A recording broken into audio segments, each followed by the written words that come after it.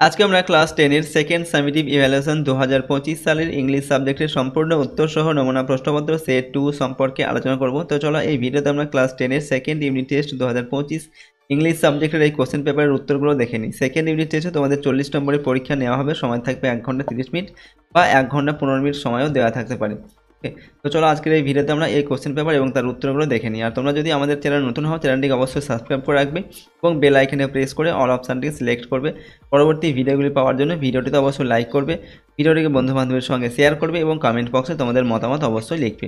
ঠিক আছে, দেখো এই কোশ্চেন পেপারের প্রথমে দেওয়া আছে সেকশন এ রিডিং কম্প্রিহেনশন সিন। ঠিক আছে, 1 নম্বর দেখে কি বলা হচ্ছে, read the following passage carefully and answer the questions that follow. অর্থাৎ এখানে একটি প্যাসেজ দেওয়া হয়েছে, তোমাদের পাঠ্য বই থেকে তুলে দেওয়া হয়েছে। তোমাদের 3টি লেসন রয়েছে সেকেন্ড ইউনিট টেস্টের মধ্যে, লেসন 4, 5 আর 6। ঠিক আছে, তো 5 নম্বর লেসন যেটা রয়েছে আমার রানওয়ে গাইড, সেখান থেকে প্যাসেজটা দেওয়া হয়েছে। প্যাসেজটি পড়ে তারপর প্রশ্নের উত্তর লিখতে হবে।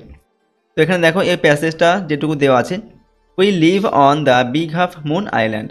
অর্থাৎ উই লিভ মানে আমরা বাস করি, on the big half moon island. তো এই আইল্যান্ড মানে কি দ্বীপ, তো বিগ হাফ মুন হচ্ছে একটা দ্বীপের নাম, তো সেই দ্বীপে তারা থাকে। ঠিক আছে, বিগ হাফ মুন আইল্যান্ডে আমরা থাকি। এটা কে বলছেন, লেখিকা। We are father and Claude and I and aunt Esther and Mimi and Dick. ঠিক আছে, তো উই বলতে এখানে কাদের কাদের কথা বলা হচ্ছে, উই আর অর্থাৎ উই মধ্যে আমরা হচ্ছে এখানে ফাদার অর্থাৎ বাবা, অ্যান্ড ক্লড এবং ক্লড, অ্যান্ড আই বলতে এখানে লেখিকা নিজেই। ঠিক আছে, অ্যান্ড আন্ট এস্থার এবং হচ্ছে এস্থার পিসি, অ্যান্ড আর কে মিমি এবং ডিক। ঠিক আছে, এই কজনের কথা বলা হচ্ছে। এরপর দেখো, it used to be only father and Claude and I.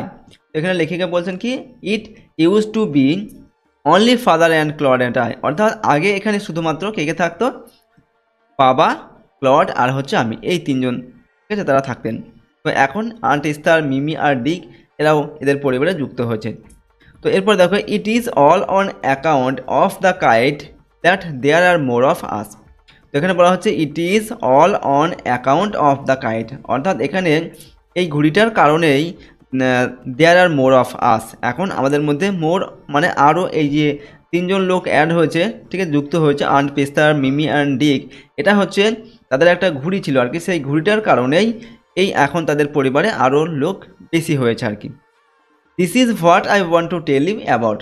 তো এখানে বলছেন কি, this is what I want to tell you about. অর্থাৎ এই কথাটাই এখন আমি তোমাদের বলতে চলেছি বা বলবো। ঠিক আছে, father is the keeper of the big half moon lighthouse. তো এখানে বলছে ফাদার মানে কি বাবা, তো বাবা ছিলেন কি, father is the keeper, keeper মানে হচ্ছে রক্ষক, of the big half moon light house.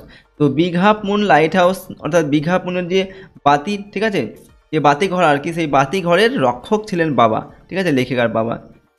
I am 11 years old. তো লেখিকা বলছেন আই অ্যাম 11 ইয়ার্স ওল্ড, আমার বয়স হচ্ছে কত, 11 বছর। ক্লড ইজ 12 এবং ক্লডের বয়স হচ্ছে 12 বছর। ইন উইন্টার অর্থাৎ শীতকালে, when the harbour is frozen over, যখন হারবার মানে বন্দর, ফ্রোজেন অর্থাৎ বরফে জমে যেত আর কি, উই অল মুভ, আমরা সকলেই চলে যেতাম, we all move over to the main land, আমরা যে মূল ভূখণ্ড, দ্বীপ থেকে মানে মূল ভূখণ্ডের যে ভেতর দিকে আর কি, যেখানে ঠান্ডা কম সেখানে তারা চলে যেত। ঠিক আছে, শীতকালে যখন বন্দর বরফে জমে যেত সেই সময়। As soon as spring comes, আর আবার যেই বসন্তকাল চলে আসতো শীতকালের পরে, ঠিক আছে, back we sail to our own dear island, আবার আমাদের যে প্রিয় সেই দ্বীপ, ঠিক আছে, আইল্যান্ড বা দ্বীপ, ডিয়ার মানে হচ্ছে প্রিয়, সেই প্রিয় দ্বীপের মধ্যে বা প্রিয় দ্বীপে আবার আমরা ফিরে আসতাম। কখন, বসন্তকালে। অর্থাৎ শীতকালে তারা নিজেদের যে দ্বীপ ছেড়ে চলে যেত মেইনল্যান্ডে, মূল ভূখণ্ডে, তারপর বসন্তকাল আসলেই আবার তারা কিন্তু যখন একটু গরমের আভাস আসতো সেই সময়, তখন আবার তারা তাদের যে এই যে বিগ হাফ মুন যে আইল্যান্ড বা দ্বীপ সেখানে তারা চলে আসতো। এরপর দেখো, the funny part used to be that people always pitied us when the time came for us to return. অর্থাৎ এখানে কি বলা হচ্ছে, দ্য ফানি পার্ট মানে মজার ব্যাপারটা ছিল কি, used to be that people always pitied us. Pity মানে কি, কারোর উপর দয়া করা বা করুণা করা। ওকে, পিটেড অর্থাৎ মানুষজন সবসময় আমাদেরকে করুণা করতো বা দয়া করতো। কেন না, when the time for us to return, যখন আমাদের ফিরে আসার সময় যখন হতো, ওকে, অর্থাৎ তারা শীতকালে যখন তারা মেন মূল ভূখণ্ড সেখানে চলে যেত শীতকালে, আবার বসন্তকালে নিজেদের দ্বীপে ফিরে আসতো। তো যখন তারা ফিরে চলে আসতো মূল ভূখণ্ড থেকে, তখন সেই মূল ভূখণ্ডে যে লোকজন তারা তাদের উপর করুণা করতো বা দয়া করতো। কেন না, দেশে তারা বলতো we must be so lonesome over there, অর্থাৎ আমরা সেখানে must be so lonesome, lonesome মানে হচ্ছে খুব একাকী, আমরা সেখানে খুবই একাকী হয়ে পড়বো। Okay, with no other children near us, অর্থাৎ আমাদের কাছাকাছি আর কোনো চিলড্রেন বা শিশু সেখানে কিন্তু থাকবে না। ঠিক আছে, যেহেতু তারা যে দ্বীপে থাকতো সেখানে আর কেউ থাকতো না আর কি তারা ছাড়া। তো তার জন্য তারা যখন মূল ভূখণ্ড থেকে চলে আসতো তখন সেই মূল ভূখণ্ডের যে মানুষজন তারা বলতো এই কথাগুলো, যে এই ছেলেগুলো যখন তারা নিজেদের যে দ্বীপ সেখানে চলে যাবে সেখানে কিন্তু তারা খুব একা হয়ে পড়বে, যেহেতু তাদের সঙ্গে আর কোনো ছেলেপুলে তারা খেলাধুলো করার জন্য আর পাবে না কাউকে। তো এই কথাগুলো বলতো। Of course Claude and I would have liked to have someone to play with us. তো অফকোর্স মানে হচ্ছে অবশ্যই, ক্লড অ্যান্ড আই, ক্লড এবং আমি, would have liked to have, okay, someone, যে কাউকে আমরা পেতে চাইতাম বা পেতে পছন্দ করতাম, টু প্লে উইথ আস, আমাদের সঙ্গে খেলা করার জন্য, যেহেতু ওরা দুজনই ছিল আর কি। তো আরও কয়েকজন ছেলেপিলে হলে তারা ভালো লাগতো আর কি, ঠিক আছে, এবং এটাও তারা চাইতো আর কি। কিন্তু কী হতো, it is hard to run pirate caves and things like that with only two. তো বলছে কি, it is hard to run pirate caves, pirate caves হচ্ছে এক ধরনের খেলা, যে খেলা খুবই কঠিন। Okay, and things like that, এবং এই ধরনের যে খেলাগুলো, ঠিক আছে, এই ধরনের যে জিনিস বা এই ধরনের খেলাগুলো, সেগুলো খেলা খুবই কঠিন কীরকম না, দ্যাট উইথ অনলি টু, অর্থাৎ শুধুমাত্র দুজন মিলে, এই যে পাইরেট কেভস এবং এই ধরনের কিছু খেলা রয়েছে যেগুলো শুধুমাত্র দুজন মিলে খেলা খুবই কঠিন, আরও কয়েকজন বাচ্চা হলে বা, ঠিক আছে, সেই খেলাগুলো ভালো করে খেলা যায় আর কি। But we use to quarrel a good deal with the mainland children in winter. কিন্তু কী হতো, বাট মানে কিন্তু, উই ইউজ টু কোয়ারেল মানে আমরা ঝগড়া করতাম, a good deal with the mainland children, ঠিক আছে, অর্থাৎ মূল ভূখণ্ডের যে বাচ্চারা বা শিশুরা থাকতো, ঠিক আছে, ইন উইন্টার মানে শীতকালে যখন তারা সেই মূল ভূখণ্ডে যেত, তখন সেখানে যেমন খেলাধুলো করার জন্য তারা অন্যান্য সাথী পেত বা সঙ্গী পেত, সেই সঙ্গে সঙ্গে সেই সমস্ত বাচ্চাদের সঙ্গে কিন্তু তাদের একটা ঝগড়াও হতো, ঠিক আছে, ভালো ঝগড়াও হতো আর কি। তো এটা একটা খারাপ দিক ছিল। তো it was perhaps just as well that there were none of them on the big half moon, okay, on the big half moon. তো এখানে আবার কী বলেছে, সো মানে সুতরাং, it was perhaps just as well, okay, অর্থাৎ বলা হচ্ছে কি, সুতরাং এটা হয়তো ভালোই হয়েছিল যে that there were none of them, তাদের কেউই ছিল না, on the big half moon, big half মুনে যখন তারা চলে যেত, তারা যে দ্বীপে থাকতো সেখানে ক্লড আর লেখিকা ছাড়া কিন্তু আর কেউ থাকতো না, সেই শিশুগুলোও কিন্তু তারা থাকতো না, অর্থাৎ এবং তাদের সঙ্গে আর ঝগড়া করার যে ব্যাপারটা সেটাও কিন্তু হতো না। তো এই দিকটাও একটা ভালো দিক ছিল, ঠিক আছে, সেটা লেখিকা বলছেন। ক্লড অ্যান্ড আই নেভার কোয়ারেলড, তো লেখিকা বলছেন কি, ক্লড অ্যান্ড আই, ক্লড এবং আমি কখনোই ঝগড়া করতাম না, ঠিক আছে। তো এই পর্যন্ত দেওয়া আছে এই প্যাসেজটা, এর উপর থেকে প্রশ্ন দেওয়া আছে, সেগুলোর উত্তর লিখতে হবে, এবং প্যাসেজের লাইন বাই লাইন বাংলা অনুবাদ এখানে দেওয়া আছে, তোমরা চাইলে ভিডিওটিকে পজ করে, ঠিক আছে, প্রতিটা লাইনের বাংলা অর্থ এখান থেকে পড়ে নিতে পারো, ঠিক আছে। দেখো এই পর্যন্ত প্যাসেজটা দেওয়া হয়েছে, তো আমরা ভিডিওটিকে পজ করে এবং এর যে বাংলা মিনিং সেটা চাইলে এখান থেকে পড়ে নাও। চলো আমরা সরাসরি এখানে যে প্রশ্নগুলো দেওয়া হয়েছে তার উত্তরগুলো জেনে নিই। তো এই পর্যন্ত দেওয়া আছে প্যাসেজটা এখানে শেষ হয়েছে, ঠিক আছে। নেক্সট হচ্ছে আমাদের নাম্বার এতে যে কোশ্চেন দেওয়া আছে, choose and pick the correct alternatives to complete the following sentences. এখানে সঠিক উত্তরটা বেছে নিয়ে লিখতে হবে, ওকে, এবং বাক্যটিকে সম্পূর্ণ করতে বলা হচ্ছে। তিনটি প্রশ্ন দেওয়া আছে, প্রশ্নের মানে 1 নম্বর করে 1 × 3 = 3। তো নাম্বার 1-এ কী বলা হচ্ছে, big half moon is the name of, অর্থাৎ বিগ হাফ মুনটা কিসের নাম, আইল্যান্ড, কাইট, কটেজ না ভিলেজ। তো বিগ হাফ মুনটা হচ্ছে একটা আইল্যান্ড বা একটা দ্বীপের নাম, ঠিক আছে, তো অপশান এটা আমাদের সঠিক উত্তর হবে। এরপর হচ্ছে নাম্বার 2-এ, the family moved over to the mainland in, অর্থাৎ পরিবারটি মেইনল্যান্ডে বা মূল ভূখণ্ডে কখন চলে যেত তারা, সামার মানে হচ্ছে গ্রীষ্মকালে, উইন্টার মানে শীতকালে, অ্যাটাম মানে হচ্ছে বসন্তকালে, স্প্রিং, অ্যাটাম হচ্ছে হেমন্ত, স্প্রিং হচ্ছে বসন্তকাল। তো কোন সময় তারা মেইনল্যান্ডে চলে যেত, শীতকালে তারা মেইনল্যান্ডে চলে যেত, আবার যখন বসন্তকাল আসতো তখন তারা তাদের নিজের দ্বীপে ফিরে আসতো। তো এখানে আমাদের উত্তর হবে অপশান বি একটা, অর্থাৎ শীতকালে তারা মেইনল্যান্ডে চলে যেত, ঠিক আছে, মূল ভূখণ্ডে। এরপর number 3, when the children asked their father about relatives he became embraced, happy, irritated, sorrowful। অর্থাৎ যখন বাচ্চারা তার বাবাকে তাদের রিলেটিভস বা আত্মীয় স্বজন সম্পর্কে জিজ্ঞেস করতো, ঠিক আছে, তখন কি হতো, তখন সে খুব দুঃখিত হয়ে পড়তো সে, ঠিক আছে, তার বাবা। তো অপশান ডি এটা এখানে সঠিক উত্তর হবে, sorrowful, ঠিক আছে, এটা হবে সঠিক উত্তর। পরের প্রশ্ন হচ্ছে নাম্বার বিতে, complete the following sentences with information from the text. এখানে এই যে বাক্যগুলো দেওয়া আছে এগুলোকে সম্পূর্ণ করতে হবে, ঠিক আছে।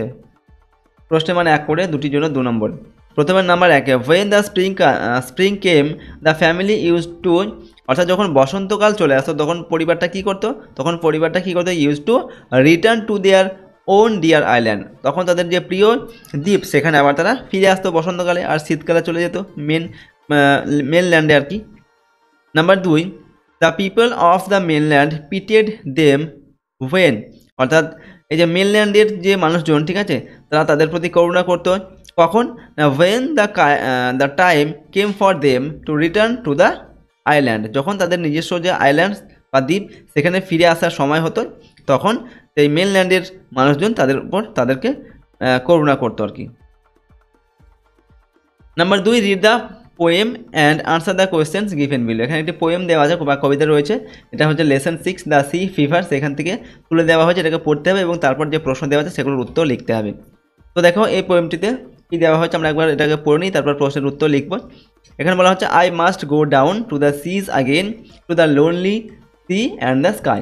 অর্থাৎ আই মাস্ট গো, আমি অবশ্যই যাব, ঠিক আছে, আই মাস্ট গো ডাউন মানে আমি অবশ্যই যাব, টু দ্য সিজ আগেন মানে সমুদ্রে, সি মানে সমুদ্রে, আগেন মানে হচ্ছে আবার, আমি আবার সমুদ্রে যাব, to the lonely sea, lonely মানে হচ্ছে নির্জন সমুদ্র, অ্যান্ড দ্য স্কাই, ওকে, এবং আকাশ, অর্থাৎ নির্জন সমুদ্র এবং আকাশের নিচে, ঠিক আছে, আমি আবার অবশ্যই যাব।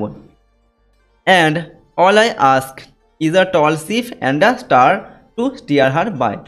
এবং কী বলা হচ্ছে, অ্যান্ড মানে এবং, অল আই আস্ক এবং আমার যেটা প্রয়োজন বা আমার যেটা চাই সেটা হচ্ছে কি, ইজ আ টল শিপ, একটা লম্বা একটি জাহাজের আমার দরকার, বা আমার একটি জাহাজ চাই, অ্যান্ড আ স্টার এবং একটি স্টার বা তারা, একটা আকাশে যে তারা থাকে সেই একটা তারা আমার চাই, to steer her by, to steer, এখানে স্টিয়ার মানে হচ্ছে কি, স্টিয়ার মানে হচ্ছে চালনা করা, ঠিক আছে, কোনো কিছুকে চালনা করা বা দিক পরিবর্তন করা, ঠিক আছে, সেটাই। তো এই জাহাজটিকে চালনা করার জন্য বা দিক নির্ণয় করার জন্য আমার একটা তারার প্রয়োজন, ঠিক আছে, টু স্টিয়ার হার বাই, অর্থাৎ সেটাকে চালনা করার জন্য আমার একটা তারার প্রয়োজন এই জাহাজটাকে চালনা করার জন্য। এরপর হচ্ছে, and the wheel's kick and the wind's song and the white sail's tacking. তো আর কি চাই আমার, and the wheel's kick, wheel's মানে কি, চাকা, অর্থাৎ চাকার কিক মানে হচ্ছে, এখানে কিক মানে লাথি মারা, কিন্তু এখানে চাকার যে আঘাত বা চাকার যে ঘূর্ণন, ঠিক আছে, সেটা জাহাজ চললে তার চাকার ঘূর্ণন হবে, ঠিক আছে, সেটা থাকবে। আর কি থাকবে, অ্যান্ড দ্য উইন্ডস সং এবং বাতাসের গান, জাহাজ যখন চলবে তখন বাতাস, তো উল্টো দিক থেকে বাতাস লাগবে গায়ে, ঠিক আছে, সেটাই বলা হচ্ছে। And the white sails shaking, white মানে হচ্ছে সাদা, আর সেল মানে হচ্ছে কি পাল, এবং সাদা পালের কম্পন, স্ট্যাকিং মানে হচ্ছে কম্পন, যখন জাহাজ চলবে তখন পাল যখন নামানো থাকবে তো পাল কাঁপতে থাকবে আর কি বাতাসে, তো সেটাই এখানে এই এই জিনিসগুলোই কবি এখানে বর্ণনা করছেন আর কি। এরপর দেখো, and a grey mist on the sea's face and a grey dawn breaking. আর কি চাই, and a grey mist, grey মানে হচ্ছে ধূসর, মিস্ট মানে হচ্ছে কুয়াশা, এবং ধূসর কুয়াশা থাকবে, অন দ্য সিজ ফেস মানে হচ্ছে সমুদ্রের মুখে, সমুদ্রের মুখ বলতে এখানে সমুদ্রের উপরিভাগে, ঠিক আছে, শীতকালে সমুদ্রের উপরিভাগে যে ধূসর কুয়াশা থাকে সেটাকেই এখানে বলা হচ্ছে and a grey dawn breaking. And a grey মানে ধূসর একটা ভোর, ব্রেকিং মানে কি, ভোর বলা না, ভোর ভেঙে সকাল হচ্ছে, তো ভোর ভেঙে যখন সকাল হয়ে আসছে তো সেই সময় যেরকম কুয়াশা থাকে সকালে, তো সেই সময়টাকেই কবি বলছেন, অর্থাৎ সেই সময়তে তিনি যাত্রা করবেন এরকমটা তিনি চাইছেন আর কি। তো নেক্সট লাইনে, I must go down to the seas again for the call of the running tide. তো এখানে আবার বলা হচ্ছে কি, I must go down to the seas again, আমি আবার অবশ্যই যাব, ঠিক আছে, সমুদ্রে বা সমুদ্র যাত্রায়, for the call of the running tide. Running tide মানে কি, জোয়ার, অর্থাৎ চলন্ত যে জোয়ার বা ছুটন্ত জোয়ারের ডাকে আমি আবার সমুদ্র যাত্রায় যাব বা সমুদ্রে যাব। Is a wild call and a clear call and that may not B denied. তো এই যে রানিং টাইড বা চলন্ত ছুটন্ত যে জোয়ার, তার যে ডাক, এই ডাকটা কেমন সেটা বলছেন, ইজ আ ওয়াইল্ড কল, এটা একটি উন্মত্ত একটি ডাক, অ্যান্ড আ ক্লিয়ার কল এবং একটি পরিষ্কার একটি ডাক, that may not be denied, যেটাকে আমি ডিনাই করতে পারবো না বা উপেক্ষা করতে পারবো না বা অস্বীকার করতে পারবো না। অর্থাৎ যে ডাকটা আমি পেয়েছি এই ছোটন্ত জলের কাছ থেকে, ঠিক আছে, পরিষ্কার আর উন্মত্ত একটি ডাক, তার জন্য আমাকে আবার সমুদ্রে যেতেই হবে। নেক্সট দেখো কি দেওয়া আছে, and all I ask is a windy day with the white clouds flying. আর কি চাই, অ্যান্ড অল আই আস্ক, এবং আমার যেটা চাই বা যেটা প্রয়োজন সেটা হচ্ছে কি, ইজ আ উইন্ডি ডে, একটা বাতাস মুখর একটা দিন আর কি, বাতাস বইছে এরকম দিনের প্রয়োজন, অর্থাৎ সেরকম দিনে তিনি সমুদ্র যাত্রা করবেন সেটা বলছেন। With the white clouds flying, এবং সঙ্গে কী থাকবে, সাদা মেঘ, হোয়াইট ক্লাউডস ফ্লাইং, এবং সেই মেঘগুলো আকাশে উঠতে থাকবে, এরকম পরিবেশটা তিনি চাইছেন। And the flung spray and the blown spume and the seagulls crying. আর কি প্রয়োজন, এবং the flung spray, flung spray বলতে স্প্রে মানে হচ্ছে ছিটকে পড়া, ঠিক আছে, আর ফ্লাং মানে হচ্ছে নির্গত হওয়া। তো এখানে জাহাজের যখন চলতে থাকবে তখন তার পাশ দিয়ে যে জল, সেই জলগুলো কিন্তু নির্গত হবে এবং সেই জলগুলো চারিদিকে ছিটকে পড়বে, ঠিক আছে। তো সেটাকেই এখানে বলা হচ্ছে, অর্থাৎ জাহাজ থেকে যে তরল পদার্থ বা যে জল ছিটকে পড়বে সেরকম একটা পরিবেশ তিনি চাইছেন আর কি। অ্যান্ড দ্য ব্লন স্পিউম, স্পিউম হচ্ছে ফেনা, ব্লন মানে হচ্ছে ফুলে ফেঁপে ওঠা, তো ফুলে ফেঁপে ওঠা যে ফেনা, জাহাজ চলবে কিন্তু সেই জলে ফেনা তৈরি হবে, তো সেরকম ফুলে ফেঁপে ওঠা ফেনা তিনি চাইছেন। অ্যান্ড দ্য সিগালস ক্রাইং, আর কি থাকবে, সিগালস মানে শঙ্খচিলের ডাক থাকবে, ঠিক আছে, শঙ্খচিল ক্রাইং মানে চিৎকার করতে থাকবে বা ডাকতে থাকবে, এইরকম পরিবেশ তিনি চাইছেন। এরপরের লাইনে হচ্ছে কি দেখুন, I must go down to the seize again, তো কবি আবার বলছেন কি, আমাকে অবশ্যই আবার সমুদ্র যাত্রায় যেতে হবে বা সমুদ্রে যেতে হবে। To the vagrant gypsy life, to the vagrant gypsy life, vagrant মানে হচ্ছে কি যাযাবর, জিপসি লাইফ, জিপসি বলতে হচ্ছে একটা এশিয়ার একটা যাযাবর জাতি আর কি, যারা এক জায়গা থেকে অন্য জায়গায় ঘুরে বেড়ায়, তো সেরকম সেই জিপসি যে যাযাবর জাতি তাদের জীবনের মতোই তিনি জীবনটা চাইছেন আর কি, ঠিক আছে, এক জায়গায় থাকতে তিনি চাইছেন না, তো এরকম চাইছেন। এরপর to the gull's way to the whale's way where the wind's like a whetted knife. তো to the gull's way, gull's বলতে এখানে সি গার্লস, অর্থাৎ এই শঙ্খচিলের কথাই বলা হচ্ছে, অর্থাৎ টু দ্য গার্লস ওয়ে, যেদিকে শঙ্খচিল যাবে সেই দিকে, সেই পথে যাবেন আর কি, সেটাই বলছেন। অ্যান্ড দ্য হোয়েলস ওয়ে, এবং তিমির যে পথ, তিমি আর ঠিক আছে, তিমি মাছ, সেই পথে তিনি যাবেন। Where the wind's like whetted knife, এবং যেখানে বাতাস হচ্ছে কিসের মতো, হুইটেড মানে একটা ধারালো ছুরির মতো, ধারালো ছুরি। এখানে বাতাসকে কেন বলা হচ্ছে না, বাতাস যেহেতু কবি যখন সমুদ্র যাত্রা করবে সেটা প্রচণ্ড ঠান্ডা, কুয়াশা এবং বরফের কথা তিনি বলছেন, ঠিক আছে, অর্থাৎ প্রচণ্ড ঠান্ডায় বাতাসও কিন্তু প্রচণ্ড ঠান্ডা হবে, তো সেই ঠান্ডা বাতাস যখন গায়ে আমাদের লাগে শীতকালে, তখন মনে হয় কি বাতাসটা যেন ছুরির মতো আমাদের গায়ে কেটে যাচ্ছে, তো সেই জন্য এখানে বাতাসকে বলা হচ্ছে কি winds like a whetted knife, হুইটেড মানে হচ্ছে তীক্ষ্ণ বা ধারালো, তো ধারালো ছুরির মতোই তার কী প্রয়োজন, বাতাস প্রয়োজন, অর্থাৎ প্রচণ্ড ঠান্ডা বাতাস তিনি চাইছেন। তো পরের লাইনে হচ্ছে, and all I ask is a merry yarn from a লাফিং ফিলো রোভার, এবং অ্যান্ড অল আই আস্ক, এবং আমার সব যেটা প্রয়োজন, ঠিক আছে, সেটা হচ্ছে কি is a merry yarn, yarn মানে হচ্ছে টেল বা গল্প, আর মেরি মানে হচ্ছে মজাদার গল্প, অর্থাৎ মজার বা হাসির গল্প আর কি, হাসির গল্পের একটা প্রয়োজন। ফ্রম আ লাফিং ফিলো রোভার, এবং সেই গল্পটা তিনি কার কাছ থেকে শুনতে চাইছেন, আর লাফিং ফিলো রোভার, লাফিং মানে হচ্ছে যে খুব হাসি খুশি থাকে আর কি, হাসি খুশি মুখ নিয়ে। ফিলো রোভার বলতে জাহাজের যে নাবিক থাকে, অর্থাৎ সঙ্গী নাবিক যে থাকবে তার সঙ্গে যে অন্যান্য নাবিকরা থাকবে, সেরকম একটা নাবিকের কাছ থেকে তিনি এই যে মজাদার গল্প শুনবেন আর কি, এবং সেই নাবিক যেন গল্পটা তাকে হাসি মুখে, ঠিক আছে, হাসি মুখে গল্পটা বলাকে মজাদার গল্প হয়, সেরকম গল্প তিনি শুনতে চাইছেন তার সহযাত্রী যে নাবিক থাকবে তার কাছ থেকে। And quiet sleep and a sweet dream when the long trick's over, এবং সব শেষের লাইনে কী বলা হচ্ছে, অ্যান্ড কোয়াইট স্লিপ, কোয়াইট মানে কি শান্ত, স্লিপ মানে হচ্ছে ঘুম, ঠিক আছে, এবং শান্ত ঘুম। অ্যান্ড সুইট ড্রিম মানে স্বপ্ন, সুইট মানে হচ্ছে সুমধুর বা মিষ্টি, এবং কী বলা হচ্ছে সুমধুর স্বপ্ন, ঠিক আছে। When the long trick's over, যখন এই লং ট্রিক্স মানে হচ্ছে লং মানে কি দীর্ঘ, ট্রিক্স মানে যাত্রা, তো দীর্ঘ যাত্রা যখন ওভার মানে শেষ, এই দীর্ঘ যাত্রা যখন শেষ হয়ে যাবে তখন কি প্রয়োজন কবির, তখন তার একটা শান্ত ঘুম এবং সুমধুর একটা স্বপ্ন, এটার তার প্রয়োজন। তো এই জিনিসগুলো নিয়ে বর্ণনা করছেন এই কবিতার মাধ্যমে। তো এই কবিতাটা আমরা পড়লাম। এরপর এখান থেকে আমাদের যে প্রশ্ন দেওয়া আছে তার উত্তর আমরা দেখব। বাংলা অর্থটা এখানে দেওয়া আছে লাইন বাই লাইন, তোমরা এখান থেকে ভিডিওটিকে পজ করে কিন্তু এখান থেকে বাংলা অর্থটা পড়ে নিতে পারো। ঠিক আছে, এই পর্যন্ত দেওয়া আছে। চলো এখান থেকে আমাদের যে প্রশ্ন দেওয়া আছে তার উত্তরগুলো আমরা দেখব।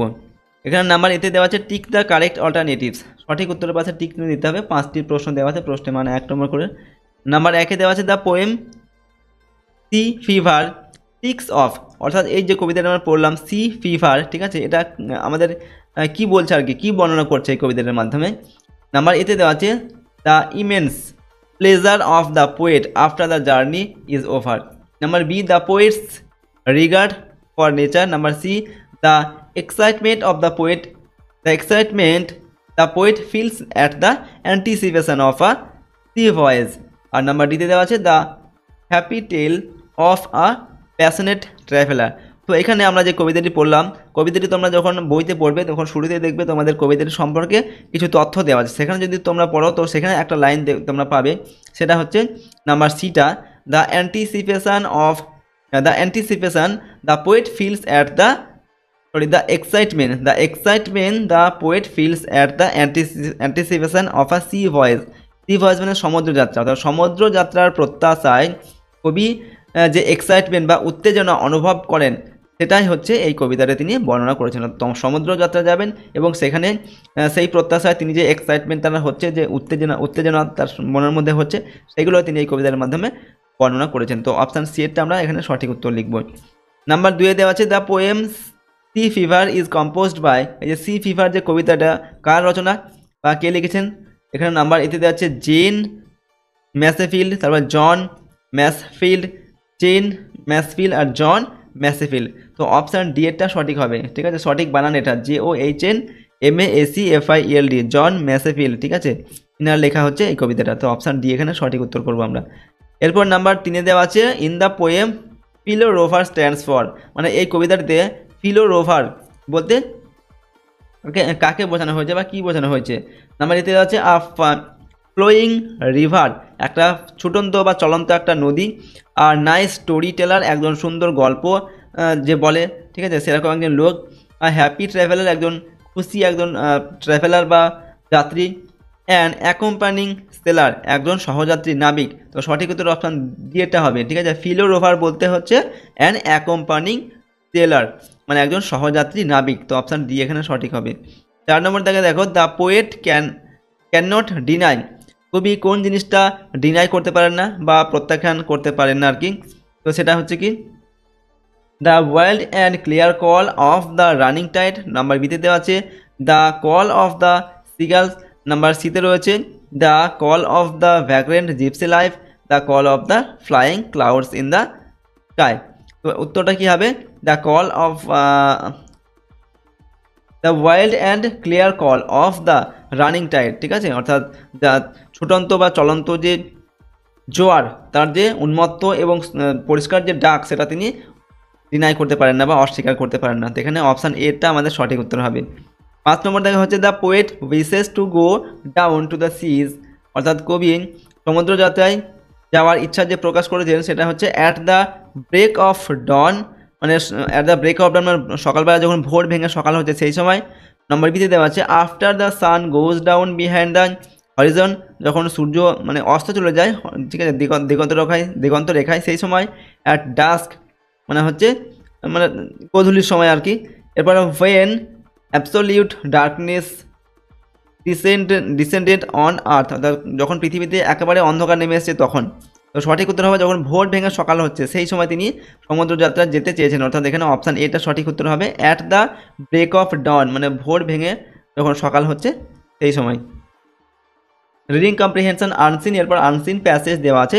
নাম্বার 3-এ read the passage carefully and answer the questions, এখানে প্যাসেজটা পড়ে তার প্রশ্নের উত্তর লিখতে হবে। প্যাসেজটা দেখো কী দেওয়া আছে, one famous story tells of Alexander the Great's courage as a boy, অর্থাৎ ওয়ান ফেমাস স্টোরি মানে একটা বিখ্যাত গল্প টেলস যেটা হচ্ছে বলে বা বর্ণনা করে কি of Alexander the Great's courage as a boy, অর্থাৎ আলেকজান্ডারের একটা মহান একটা সাহসিকতার একটা কথা, ঠিক আছে, এই একটা বিখ্যাত গল্পের মধ্যে বলা হয়েছে। এরপর দেখে his father Philip was once thinking of buying a lovely horse, his father মানে তার বাবা হচ্ছে কি ফিলিপ। তো তিনি ওয়াজ ওয়ান্স থিঙ্কিং, একবার তিনি ভাবছিলেন যে অফ বাইং কেনার কথা ভাবছিলেন কি, আর লাভলি হর্স একটা সুন্দর একটা বা চমৎকার একটা ঘোড়া কেনার কথা ভাবছিলেন। It was however a dangerous animal that would not allow anyone to mount it. তো ইট ওয়াজ মানে এটা ছিল, অর্থাৎ এই ঘোড়াটা ছিল, হাউ এভার মানে যাই হোক, ডেঞ্জারাস, আর ডেঞ্জারাস মানে হচ্ছে একটা বিপজ্জনক অ্যানিম্যাল, ঠিক আছে, এটা সাংঘাতিক একটা অ্যানিম্যাল বা প্রাণী ছিল। That would not allow anyone, যেটা কাউকে অনুমতি দিত না, টু মাউন্ট ইট, মাউন্ট মানে হচ্ছে ওঠা, ঠিক আছে। তো এখানে মাউন্ট বলতে ঘোড়ায় চড়া বা ঘোড়ায় উঠতে। এই যে ঘোড়াটা কেনার কথা তিনি ভেবেছিলেন, তো সেই ঘোড়াটা কিন্তু কাউকে তার পিঠের উপরে উঠতে দিত না, এতটাই সে ভয়ঙ্কর ছিল আর কি ঘোড়াটা। Some people also advised him not to go for it. Some people মানে কিছু লোক, অলসো অ্যাডভাইসড হিম তাকে উপদেশ দিয়েছিলেন, not to go for it এই ঘোড়াটিকে না কিনতে উপদেশ দিয়েছিলেন। Philip was about to give up his plan to buy that horse in disgust. তো Philip was about to give up মানে ফিলিপ আশা ছেড়ে দিতে যাচ্ছিল, ঠিক আছে, হিজ প্ল্যান টু বাই মানে কিনতে, ওকে, দ্যাট হর্স মানে সেই ঘোড়াটি ইন ডিসগাস্ট মানে বিরক্ত হয়ে সেই ঘোড়াটা সে মানে কিনতে আর কিনবে না আর কি, এরকম তিনি আশা ত্যাগ করেছিল যে আর আমি আর ঘোড়াটা কিনবো না। তো তার যে প্ল্যান ছিল সেটা বাদ দিয়ে দিয়েছিলেন আর কি। তো Alexander who was only 10 years old then said, তো এখানে বলা হচ্ছে Alexander who was only 10 years old, যার বয়স হচ্ছে মাত্র 10 বছর, সেড, তো তিনি বললেন কি, that is too good a horse for this men to certify that way. তো বলছে that is too good a horse মানে এই ঘোড়াটা এতটাই ভালো যে ফর দিস মেন যে এই মানুষগুলো সেটা কিন্তু প্রমাণ করতে পারবে না, ঠিক আছে। নেক্সট হচ্ছে they do not have the skill to handle him rightly. তো এখানে আলেকজান্ডার বলছে they do not have the skill মানে হচ্ছে দক্ষতা, তাদের দক্ষতা নেই, টু হ্যান্ডেল মানে কি কন্ট্রোল করা বা নিজের আয়ত্তে আনা। হিম বলতে এখানে এই ঘোড়াটার কথা বলা হচ্ছে রাইটলি মানে সঠিকভাবে, অর্থাৎ এই লোকগুলোর কিন্তু সঠিকভাবে এই ঘোড়াটিকে নিজের আয়ত্তে আনা বা ঘোড়াটিকে কন্ট্রোল করার ক্ষমতা বা দক্ষতা এদের নেই, ওকে। ফিলিপ ওয়াজ সারপ্রাইজড, ফিলিপ এই কথা শুনে অবাক হয়ে গেল, সারপ্রাইজ মানে অবাক হয়ে গেল। হোয়াট ডু ইউ মিন, তুমি কি বলতে চাইছো, হি সেড, তিনি বললেন, অর্থাৎ ফিলিপ আলেকজান্ডার বাবা বললেন যে তুমি কি বলতে চাইছো, ওকে, বাই ক্রিটিসাইজিং ইয়োর এল্ডার্স, তোমার যে বড় এল্ডার্স মানে কি বড়, তোমার বড়দেরকে ক্রিটিসাইজিং মানে সমালোচনা করে তুমি কি বোঝাতে চাইছো।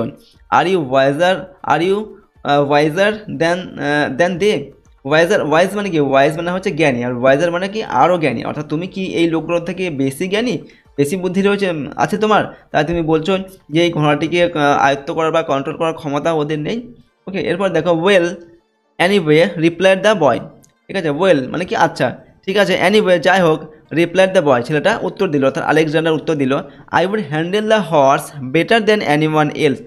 তো আলেকজান্ডার বলছে I will handle the horse মানে আমি এই ঘোড়াটিকে কন্ট্রোল করতে পারবো বা নিজের আয়ত্ত আনতে পারবো, বেটার দেন এনিওয়ান এলস যে কারো থেকে মানে অন্য যে কোনো কারো থেকে কিন্তু আমি এই ঘোড়াটিকে ভালোভাবে হ্যান্ডেল করতে পারবো বা নিজের কন্ট্রোলে রাখতে পারবো। If they would give me a chance, যদি তারা আমাকে একটা সুযোগ দেয়, চান্স মানে হচ্ছে সুযোগ। এভরি ওয়ান লাভড, প্রত্যেকেই এই কথা শুনে কি হাসলো আর কি অট্টহাস্য করলো। Alexander went straight to the horse and took him by the bridle. তো আলেকজান্ডার কী করলো, আলেকজান্ডার ওয়েন্ট স্ট্রেট সোজা চলে গেল টু দ্য হর্স সেই ঘোড়াটার কাছে, and took him by the bridle এবং তার যে ঘোড়ার যে লাগাম থাকে সেই লাগামটা সে ধরলো। He returned him around towards the sun, তারপর সে কী করলো, হি টার্ন, এটা রিটার্ন নয়, হি টার্ন মানে সে ঘোড়াটাকে ঘুরিয়ে দিল কোন দিকে, টুয়ার্ডস দ্য সান মানে সূর্যের দিকে ঘুরিয়ে দিল।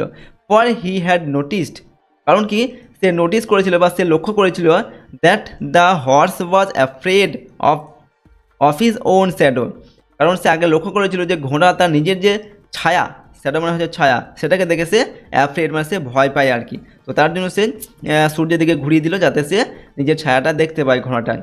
এরপর দেখো হি স্প্রিং অন হিজ ব্যাক, তো হি স্প্রিং থেকে হচ্ছে স্প্রিং মানে হচ্ছে লাফ দিয়ে ওঠা, সে লাফ দিয়ে উঠে পড়লো কোথায়, অন হিজ ব্যাক তার পিঠের ওপর, অর্থাৎ ঘোড়াটার পিঠের ওপরে আলেকজান্ডার উঠে পড়লো। রোড অ্যাওয়ে, রাইড থেকে রাইড মানে হচ্ছে চালানো করা, ঘোড়া চালানো বা বাইক চালানো, তো রোড অ্যাওয়ে মানে এবং সেটা ঘোড়াটাকে চালিয়ে এসে অনেক দূরে চলে গেল।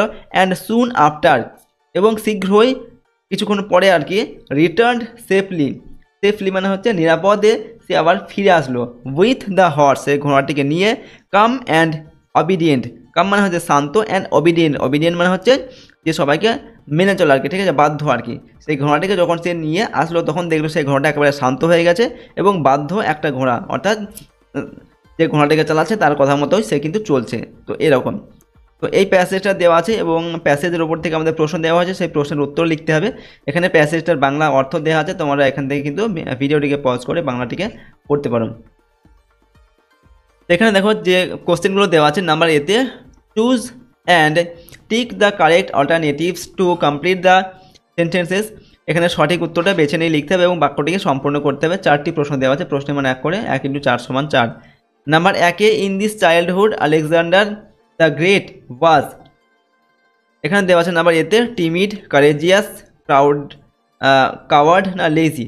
অর্থাৎ চাইল্ডহুড মানে কি শৈশবে আলেকজান্ডার কেমন ছিল, আলেকজান্ডার শৈশবে ছিল কারেজিয়াস মানে কি সাহসী ছিল, অপশান বি এরটা সঠিক হবে। কারেজিয়াস মানে হচ্ছে সাহসী, ঠিক আছে। Number 2, some people discouraged Alexander's father to, অর্থাৎ কিছু লোক আলেকজান্ডারের বাবাকে অনুৎসাহিত করেছিল কিসের জন্য, to buy the horse, give up his plan to buy the horse, some show his talent like that lovely horse. তো সেই ঘোড়াটাকে কেনার থেকে কিছু লোক তাকে অনুৎসাহিত করেছিল যে ঘোড়াটাকে কিনো না, ঘোড়াটা খুব মানে কাউকে উঠতে দেয় না, ঠিক আছে, খুব ভয়ঙ্কর ঘোড়া আর কি। তো অপশান এটা আমাদের সঠিক এখানে উত্তর হবে। পরের প্রশ্ন আমরা দেখব 3 নম্বর দেখে, the name of the Alexander's father was, অর্থাৎ আলেকজান্ডারের বাবার নাম ছিল কি, এখানে দেওয়া আছে হারবার্ট, আকবর, এরপর হচ্ছে মাইকেল আর হচ্ছে ফিলিপ। তো আলেকজান্ডারের বাবার নাম ছিল কি, ফিলিপ ছিল, অপশান ডি এরটা সঠিক উত্তর হবে। অপশান এখানে ডি আমরা সঠিক লিখব। 4 নম্বর দেখে, আলেকজান্ডার ফাইনালি সাকসিডেড ইন, অর্থাৎ আলেকজান্ডার শেষ পর্যন্ত সফল হয়েছিল কিসে, bringing the horse under control. Number B হচ্ছে suppressing the revolution, buying a lovely horse, providing everyone right. Okay, তো এখানে সঠিক উত্তর হবে কিসে সফল হয়েছিল না, bringing the horse under control, মানে নিজের কন্ট্রোলে আনতে সক্ষম হয়েছিল সেই ঘোড়াটিকে, ঠিক আছে। অপশান এটা হবে আমাদের সঠিক। পরের প্রশ্ন number B, answer the questions in 1 or 2 sentences. এখানে একটা বা দুটি বাক্যের মধ্যে এখানে কিছু প্রশ্ন দেওয়া আছে, প্রশ্নের উত্তরগুলো লিখতে হবে। দুটি প্রশ্ন দেওয়া আছে দুটি এবং প্রশ্নের মান 2 নম্বর করে, 2 × 4 নম্বর দেওয়া আছে। নাম্বার 1-এ বলা হচ্ছে ওয়াই ওয়াজ ফিলিপ সারপ্রাইজড, মানে ফিলিপ অর্থাৎ আলেকজান্ডারের বাবা আর কি, তিনি অবাক হয়ে গিয়েছিলেন কেন। তো কি লিখবে আনসার দেখো, Philip was surprised because Alexander had told that they did not have the skill to handle the horse rightly, অর্থাৎ আলেকজান্ডারের বাবা ফিলিপ অবাক হয়ে গিয়েছিলেন কারণ আলেকজান্ডার এটা বলেছিল যে তাদের এই ঘোড়াটিকে হ্যান্ডেল করার মধ্যে দক্ষতা নেই, যে লোকগুলো বলছিল যে ঘোড়াটিকে কিনতে মানা করছিল আর কি, সেই লোকগুলোর। Number 3, why was the horse afraid, কেন ঘোড়াটি ভয় পেয়ে গিয়েছিল বা ভীত হয়েছিল। তো Alexander turned the horse round towards the sun, Alexander কী করেছিল, ঘোড়ার পিঠে চড়ার পর সেটাকে সূর্যের দিকে ঘুরিয়ে দিয়েছিল। And the horse was afraid to see his own shadow, এবং ঘোড়াটি তার নিজের যে শ্যাডো বা ছায়া দেখে সে ভয় পেয়ে গিয়েছিল। Section B, grammar and vocabulary. এখানে দেওয়া আছে নাম্বার 4-এ ডু অ্যাজ ডিরেক্টেড, নির্দেশ অনুসারে কাজ করতে হবে। 6টা প্রশ্ন দেওয়া আছে, প্রশ্নের মান 1 করে, 1 × 6 = 6। নাম্বার 1-এ শঙ্খ লিভস ইন আলিপুরদুয়ার, শঙ্খ আলিপুরদুয়ারে থাকে বা বাস করে। এখানে দেওয়া আছে ইনফরমেশন কোশ্চেন্স ইউজিং হোয়ার, এটাকে একটা কোশ্চেন তৈরি করতে হবে হোয়ার এটাকে যুক্ত করে। আমরা কি করব, হোয়ার ডাজ শঙ্খ লিভ, অর্থাৎ শঙ্খ কোথায় বাস করে।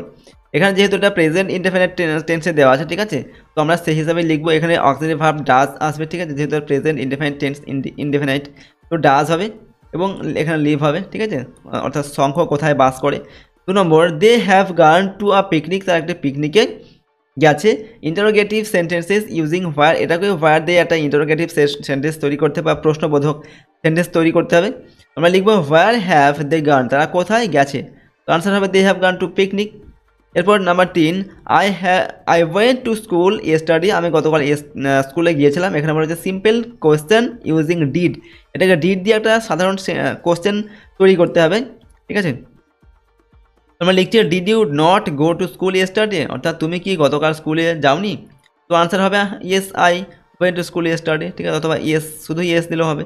তো আমাদের কোশ্চেনটা এভাবে তৈরি করবো আমরা, কি did you not go to school yesterday, তুমি কি কালকে স্কুলে যাওনি, গতকালকে।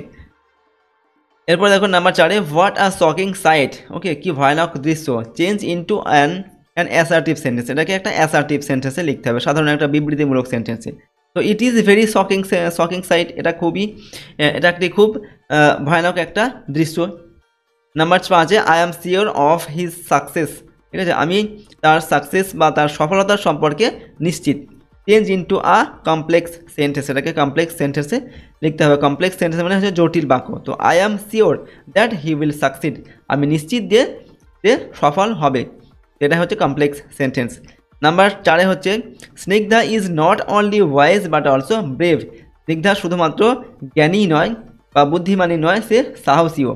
এটাকে বলা হচ্ছে change into a simple sentence, এটাকে সিম্পল সেন্টেন্স লিখতে হবে। এটা হচ্ছে আমাদের কমপ্লেক্স সেন্টেন্স ছিল, এটাকে সিম্পল সেন্টেন্স লিখতে হবে। তো আমরা লিখছি Snigdha is as wise as brave, অর্থাৎ স্নিগ্ধা যেমন জ্ঞানী তেমনি সাহসী। 5 নম্বরে join the following pairs of sentences into single sentences, অর্থাৎ এই যে সেন্টেন্সগুলো এখানে দেওয়া আছে, ঠিক আছে, দুটি করে সেন্টেন্স দেওয়া আছে, পেয়ার মানে জোড়া এক জোড়া করে সেন্টেন্স দেওয়া আছে, সেগুলোকে একটি সিঙ্গেল সেন্টেন্সে লিখতে হবে, একটা বাক্যে লিখতে হবে। তো এখানে 3টি প্রশ্ন দেওয়া আছে, প্রশ্নের মান 1 করে, 3-এ 3 নম্বর দেওয়া আছে। নাম্বার 1-এ দেওয়া আছে হি ইজ ওয়াইজ, মানে তিনি জ্ঞানী, আর হি ইজ ব্রেভ, সে সাহসী। তো এটাকে আমরা কীভাবে লিখবো একটা বাক্যে, he is not only wise but also brave, সে শুধুমাত্র জ্ঞানী নয়, সে সাহসীও। এরপর দেখো নাম্বার 2-এ my grandfather lives in a big house, আমার গ্র্যান্ডফাদার মানে ঠাকুরদা একটা বড় বাড়িতে থাকে। The house is by the river, বাড়িটা হচ্ছে নদীর পাশে। এটাকে একটি বাক্যে লিখলে আমরা কী লিখবো, the my grandfather lives in a big house by the river, আমার দাদু বা গ্র্যান্ডফাদার বা ঠাকুরদা নদীর পাশে একটা বড় বাড়িতে থাকে। Number 3, I got a new book, I felt happy, আমি একটা নতুন বই পেয়েছিলাম, আই ফেল্ট হ্যাপি, এবং আমি খুশি হয়েছিলাম। তো I felt happy because I got a new book, আমি খুশি হয়েছিলাম কারণ হচ্ছে আমি একটা নতুন বই পেয়েছিলাম।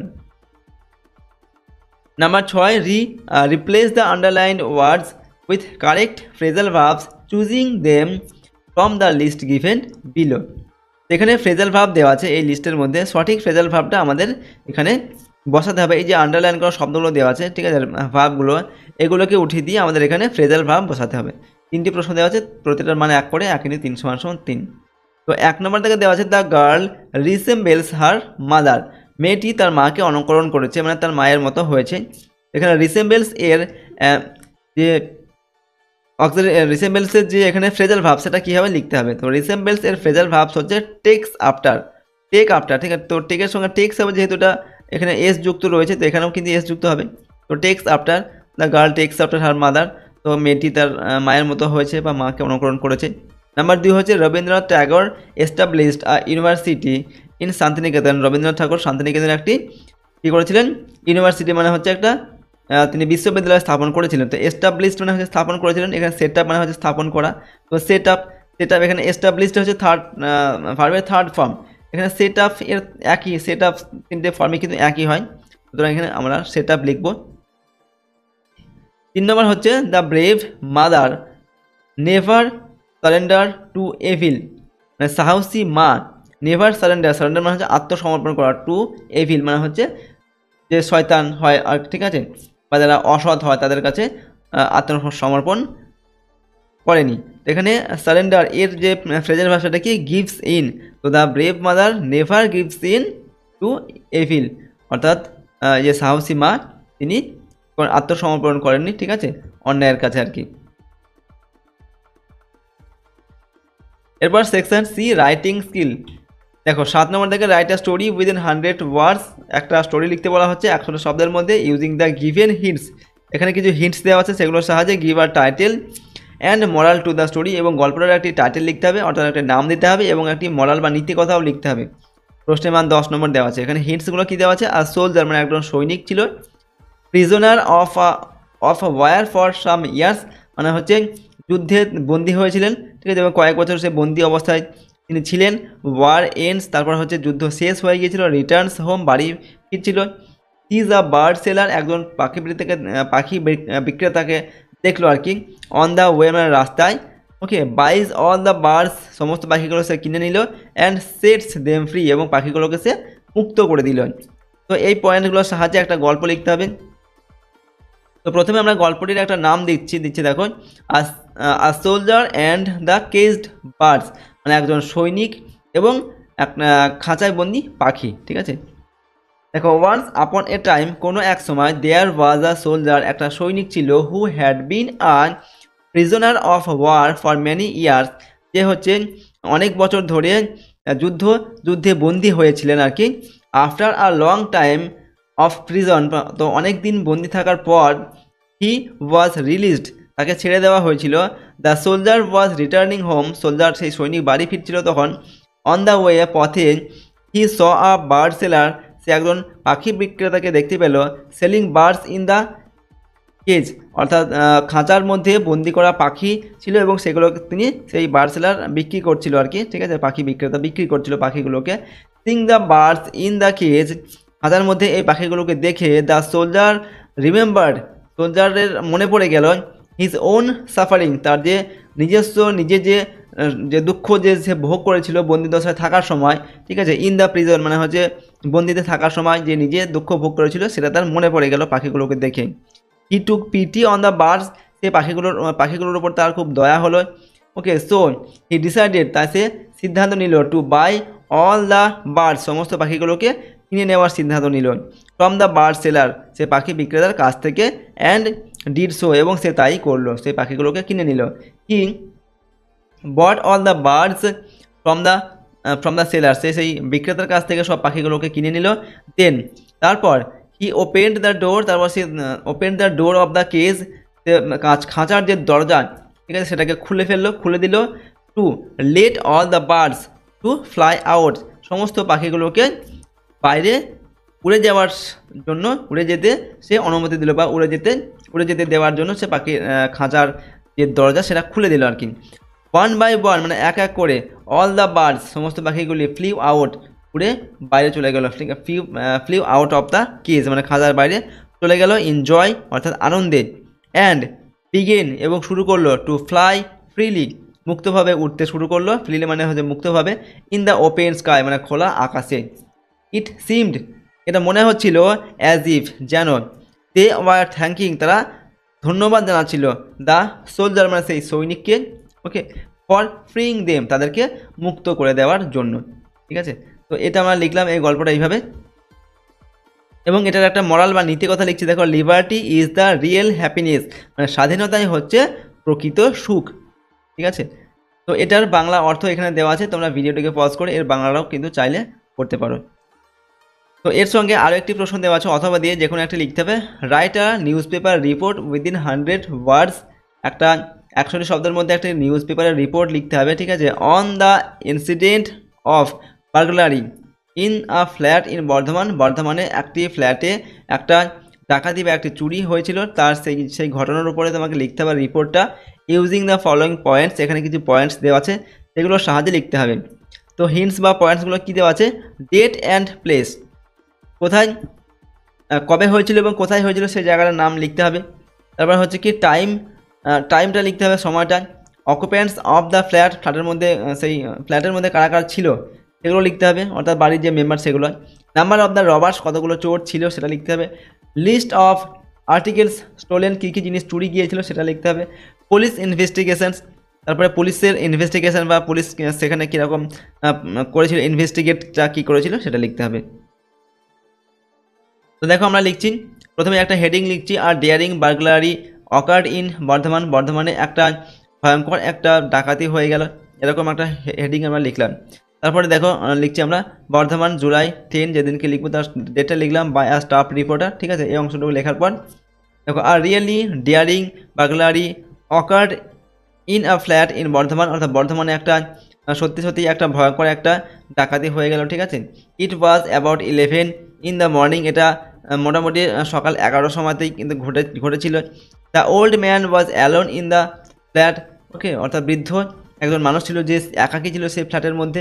As all the other members had গান টু দেয়ার রেসপেক্টিভ ওয়ার্ক, যেহেতু বাড়ির বা সেই ফ্ল্যাটের যে সমস্ত অন্যান্য যে সদস্য ছিল তারা তাদের নিজের নিজের কাজে কিন্তু সকলেই বেরিয়ে গিয়েছিল। The doorbell ring, doorbell মানে হচ্ছে দরজার যে বেল, সেই বেলটা বাজলো বা বেজেছিল। As he opened the main door, যেই তিনি অর্থাৎ যে সে বৃদ্ধ লোকটা যেই কী করলো দরজাটা খুলেছিল আর কি, খুললো। গ্যাং অফ রবার্স মানে একদল চোর এন্টার দ্য ফ্ল্যাটের মধ্যে ঢুকে পড়লো। And made the old man absolutely helpless with their threads, এবং সেই বৃদ্ধ মানুষটাকে ভয় দেখিয়ে তারা একেবারে অসহায় করে ফেললো। দেন ওপেনিং দ্য আলমিরা, তারপর তারা কী করলো আলমারিটা খুললো। দে ওপেন দ্য আলমিরা দিয়ে গ্যাদার অর্নামেন্টস, তারপর তারা আলমারিটা খুলে কী করলো, গ্যাদার মানে হচ্ছে জড়ো করলো বা একত্রিত করলো, অর্নামেন্টস মানে হচ্ছে গহনাগুলো, অ্যান্ড ক্যাশ এবং টাকা পয়সাগুলো, worth not less than 3 lakh, যেটার মূল্য হচ্ছে কি 3 লাখের কিন্তু কম, 3 লাখ টাকার 3 লক্ষর কম হবে না যে টাকা এবং তারা গহনাগুলো নিয়েছিল।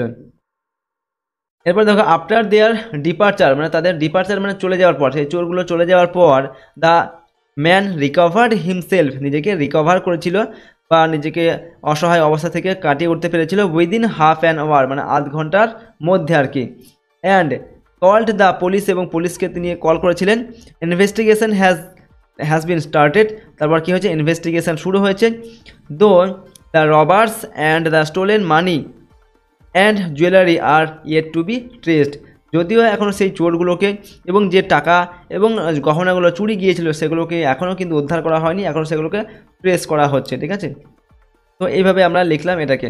তো এর বাংলা অর্থ এখানে দেওয়া আছে, তোমরা চাইলে বাংলাটিকে এখান থেকে পড়তে পারো, ওকে। তো আজকের এই ভিডিওতে দেখো আমরা তোমাদের ক্লাস 10-এর সেকেন্ড ইউনিট টেস্ট 2025 সালের ইংলিশ সাবজেক্টের একটি কোশ্চেন পেপারের উত্তর আমরা আলোচনা করলাম। প্রশ্নগুলো অবশ্যই তোমরা প্র্যাকটিস করবে এবং তোমাদের যে 3টি লেসন রয়েছে, লেসন 4, 5 অ্যান্ড 6, ঠিক আছে, 3টি লেসন রয়েছে 4 থেকে 6 পর্যন্ত, 3টি লেসন কিন্তু খুব ভালোভাবে তোমরা পড়বে। এখানে যে অ্যাক্টিভিটিগুলো রয়েছে, যে কোশ্চেন আনসার, গ্রামার, রাইটিং রয়েছে, সেগুলো কিন্তু ভালোভাবে প্র্যাকটিস করে নেবে। তার মধ্যে থেকে তোমরা কিন্তু পরীক্ষায় কিন্তু প্রশ্ন আসে। আর এখানে এই যে প্রশ্নোত্তরগুলো আমরা আলোচনা করলাম এগুলো তোমরা কিন্তু খুব ভালোভাবে প্র্যাকটিস করে নেবে, ঠিক আছে। আর যদি চ্যানেলে নতুন হয়ে থাকে চ্যানেলটিকে প্লিজ সাবস্ক্রাইব করবে, বেল আইকনে প্রেস করার পর অল অপশানটিকে সিলেক্ট করবে পরবর্তী ভিডিওগুলি পাওয়ার জন্য। ভিডিওটিতে লাইক করবে, ভিডিওটিকে বন্ধু বান্ধবীর সঙ্গে অবশ্যই শেয়ার করবে, কমেন্ট বক্সে তোমাদের মতামত লিখে জানাবে। তো আমরা আজকের এই ভিডিওটিকে এখানেই শেষ করছি। সম্পূর্ণ ভিডিওটি দেখার জন্য অসংখ্য ধন্যবাদ।